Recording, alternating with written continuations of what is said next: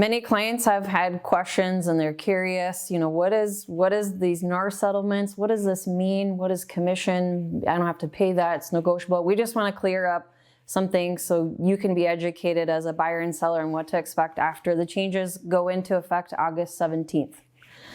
What would you say are going to be the changes for a buyer after those new rules come into place on August 17th?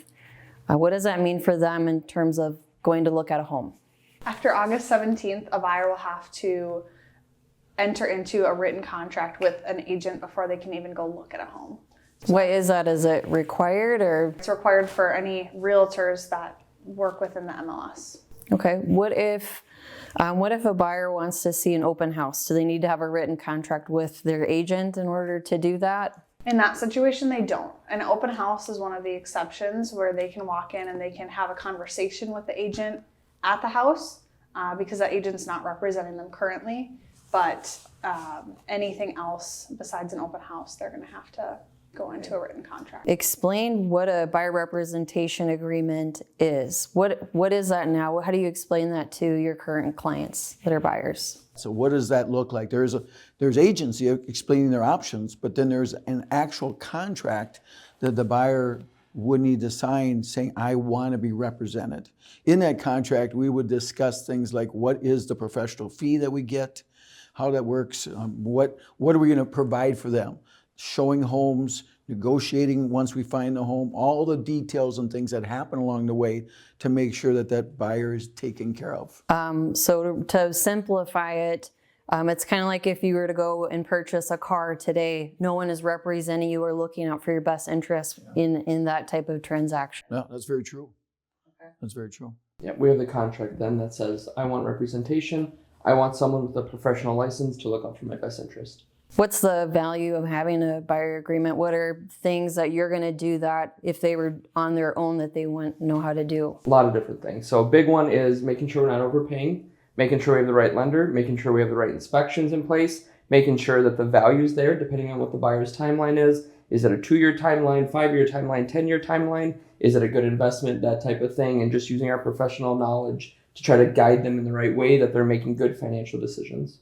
If I'm a buyer and I've just met you and I don't know yet if I want to work with you, I can't look at a home?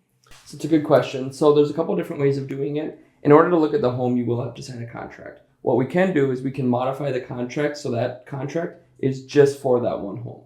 We can do it where that contract is only for 2 weeks. Everything in real estate is negotiable at the end of the day. So we have the flexibility, and I know that if you give me enough chance, enough opportunity to prove myself, that I will do that.